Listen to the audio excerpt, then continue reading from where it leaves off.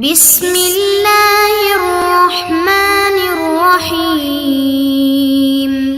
السلام علیکم معزز طلباء کرام، آپ سب کیسے ہیں؟ آج ہم نور الانوار کے سبق نمبر 137 کو پڑھیں گے۔ آج کے سبق کا عنوان ہے تیسری قسم کی شرط۔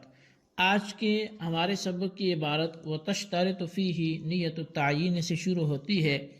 آئیے سب سے پہلے عبارت پڑھ کے اس کا ترجمہ کرتے ہیں، اس کے بعد باقاعدہ سبق کی وضاحت کی طرف بڑھتے ہیں۔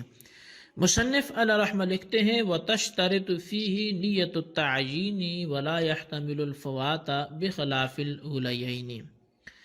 فرمایا کہ اس تیسری قسم میں تعیین کی نیت شرط ہے اور یہ فوت ہونے کا بھی احتمال نہیں رکھتی، برخلاف پہلی دو قسموں کے۔ ای یشترط فی هذا القسم الثالث من الموقت نیت التعیین بأن یقول نویت للقضاء والنذر ولا يتعدى بمطلق النیت ولا بنیت النفل او واجب آخر۔ یعنی کہ امر موقت کی اس تیسری قسم میں تعیین کی نیت شرط ہے، بین طور پر کہ یوں کہے میں نے قضاء اور نذر کی نیت کی اور مطلق نیت سے فعل مامور بھی ادا نہ ہوگا اور نہ نفل یا واجب آخر کی نیت سے۔ قضا یشترط فیہ تبییت ای النیت من اللیل، اور اسی طرح اس میں تبییت یعنی رات میں نیت کرنا بھی شرط ہے۔ رات میں نیت کرنا کیوں شرط ہے؟ فرمایا لأن ما سوى رمضان كله محل للنفل فيقع جميع المساقات على النفل ما لم يعين من الليل الصوم العارضي وهو القضاء والكفارة والنذر المطلق۔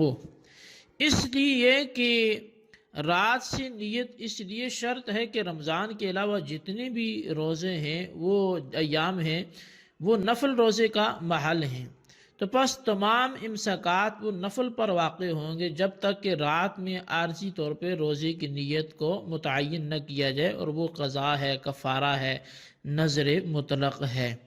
بخلاف النذر المعین فإنه يتعدى بمطلق النیت، بخلاف نذر معین کے کہ بے شک وہ مطلق نیت سے بھی ادا ہو جاتی ہے، وہ نیت النفل اور نفل نیت کے ساتھ بھی ادا ہو جاتی ہیں۔ ولیکن لا یتعدی بنیت واجب آخر، لیکن وہ بھی دوسرے واجب کی نیت سے ادا نہیں ہوگی۔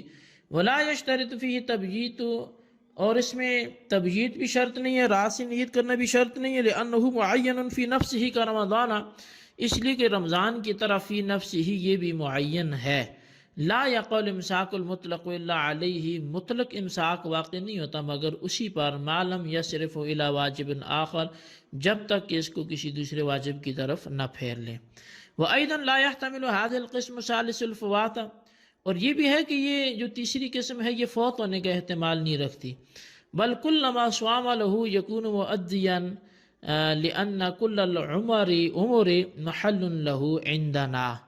بلکہ فرمایا کہ یہ قسم ثالث جو ہے یہ فوت ہونے کا احتمال بھی نہیں رکھتی، بلکہ جب جب وہ روزہ رکھے گا تو وہ ادا کرنے والا ہی ہوگا، اس لیے کہ ہمارے نزدیک ساری عمر ہی اس کا محل ہے۔ وعند الشافعی ان لم يقضي رمضان حتى جاء رمضان آخر تجب عليه الفدية مع القضاء جبرا له على التكاسل والتهاون، بخلاف القسمين الأولين وهما الصلاة والصوم فإنهما يحتملان الفوات إذا لم يؤدها في الوقت المعهود فيكون قضاء۔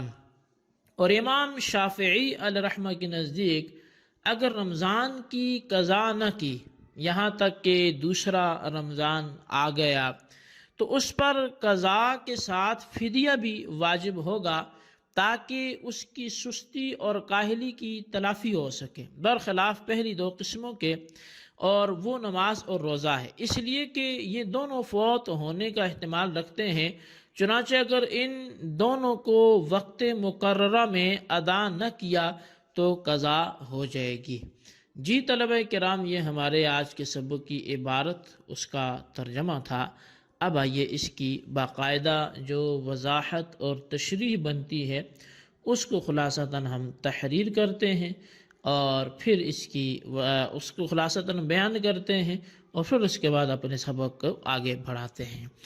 تو مصنف منار نے فرمایا کہ معمور بھی مقید بالوقت کی اس تیسری قسم میں تعیین کی نیت کرنا یہ شرط ہے، یعنی دل یا زبان سے یہ کہنا شرط ہے کہ میں نے قضائے رمضان کی نیت کی یا میں نے نذر مطلق کے روزے کی نیت کی۔ اگر مطلقاً روزے کی نیت کی یا پھر نفل کے روزے کی نیت کی یا پھر کسی دوسرے واجب کے روزے کی نیت کی جیسے کفارہ وغیرہ ہے، تو اس سے قضائے رمضان اور نذر مطلق کا روزہ ادا نہیں ہوگا۔ اسی طرح اس تیسری قسم میں رات میں یعنی صبح صادق شروع ہونے سے پہلے نیت کرنا شرط ہے، اور رات میں نیت کرنا اس لیے شرط ہے کہ رمضان کے علاوہ باقی 11 ماہ نفلی روزوں کا محل ہیں۔ ان 11 مہینوں میں جو بھی روزہ رکھا جائے گا وہ نفل کا روزہ ہوگا، مگر یہ کہ رات میں یعنی صبح صادق شروع ہونے سے پہلے نفل کے علاوہ قضاء یا کفارہ یا نذر مطلق کی نیت کر لے۔ حاصل یہ کہ اگر رات میں قضاء یا کفارہ یا پھر نذر مطلق کے روزے کی نیت نہ کی تو وہ نفل کا روزہ شمار ہوگا۔ بس جب یہ بات ہے تو معلوم ہوا کہ قضاء وغیرہ کے لیے رات میں نیت کرنا یہ ضروری ہوگا۔ اس کے برخلاف نذر معین ہے کہ نذر معین کا روزہ مطلق نیت سے بھی ادا ہو جاتا ہے، اور نفل کے روزے کی نیت سے بھی نذر معین کا جو روزہ ہے وہ ادا ہو جاتا ہے۔ اب جیسے صوم رمضان ہے یعنی رمضان کا روزہ ہے تو مطلق نیت اور نفل کے روزے کی نیت سے ادا ہو جاتا ہے، لیکن نذر معین کا روزہ کسی دوسرے واجب یعنی قضاء یا کفارے کی نیت سے ادا نہیں ہوگا۔ یعنی مطلق روزے کی نیت ہے تو نذر معین کا روزہ پھر بھی ادا ہو جائے گا، اور اگر مطلق روزے کی نیت نہیں ہے، نفل روزے کی نیت ہے، تب بھی نذر معین کا روزہ ادا ہو جائے گا۔ لیکن کسی واجب آخر کی نیت سے اگر نذر معین کا روزہ رکھا تو وہ ادا نہیں ہوگا، اگرچہ رمضان کا روزہ واجب آخر کی نیت سے بھی ادا ہو جاتا ہے۔ اب فرق کی جو جہت ہے وہ یہ ہے کہ یعنی فرق کی وجہ یہ ہے کہ نذر معین کا روزہ بندے کا واجب کردہ ہے، اور رمضان کا روزہ اللہ تعالیٰ کا واجب کردہ ہے۔ اللہ کا واجب کردہ رمضان کا روزہ چونکہ زیادہ اہم ہے، اس لیے وہ واجب آخر کی نیت سے ادا ہو جائے گا، اور بندے کا واجب کردہ نذر معین کا روزہ چونکہ اس قدر اہم نہیں ہے، اس لیے وہ واجب آخر کی نیت سے ادا نہیں ہوگا۔ اور نذر معین کے روزے کے لیے رات میں نیت کرنا بھی شرط نہیں ہے، کیونکہ نذر معین کا روزہ رمضان کی طرح بذات خود معین ہے، لہٰذا اس معینہ دن میں بھی اگر مطلقاً روزہ رکھا گیا تو یہ روزہ نذر معین ہی کا شمار ہوگا، الا یہ کہ واجب آخر کی نیت کر لی گئی تو اب یہ مطلق روزہ تو نہیں رکھا، کسی دوسرے واجب کی طرف سے رکھ لیا۔ تو اس تیسری قسم کا دوسرا حکم ہم سنتے ہیں وہ یہ ہے کہ قضائے رمضان اور نذر مطلق کا روزہ فوت ہونے کا احتمال نہیں رکھتا، بلکہ جب بھی قضاء کا روزہ رکھے گا تو وہ اس قضاء کو ادا کرنے والا ہی شمار ہوگا، اور تاخیر کرنے سے اس قضاء کی قضاء نہیں ہوگی۔ اسی طرح نذر مطلق کا روزہ جب بھی رکھے گا تو وہ ادا ہی ہوگا، قضاء نہیں ہوگا۔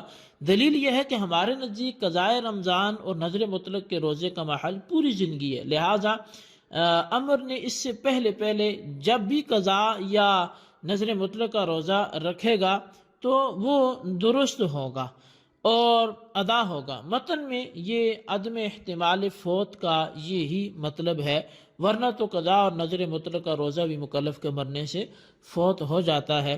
حضرت امام شافعی نے فرمایا کہ اگر کسی شخص نے رمضان کے روزے کی قضا نہ کی یہاں تک کہ دوسرا رمضان آ گیا تو اس پر قضاء کے ساتھ ساتھ فدیہ بھی واجب ہوگا۔ قضاء کے ساتھ فدیہ اس کی سستی اور کاہلی کی تلافی کرنے کے لیے واجب کیا گیا ہے۔ وہ امام شافعی کے نزدیک قضاء کا روزہ فوت ہونے کا احتمال رکھتا ہے، کیونکہ ان کے نزدیک قضاء کا وقت آئندہ رمضان سے پہلے پہلے ہے، لہٰذا آئندہ رمضان سے پہلے پہلے قضاء کرنا ضروری ہے۔